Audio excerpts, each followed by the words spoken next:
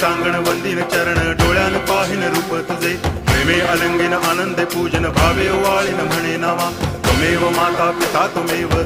बंधुश्च सखा त्वमेव विद्या करुणं त्वमेव सर्वं मम देव कायेन वाचा मनसेन्द्रियैर्वा बुद्ध्यात्मना वा प्रकृति स्वभावात् करोमि यद्यत् सकलं परस्मै नारायणायति समर्पयामि अच्युतं केशवं रामनारायणं कृष्णदामोदरं वासुदेवं हरि गिरिधरं माधवं गोपिकावल्लभं जानकीनायकं रामचन्द्रं भजे हरे राम राम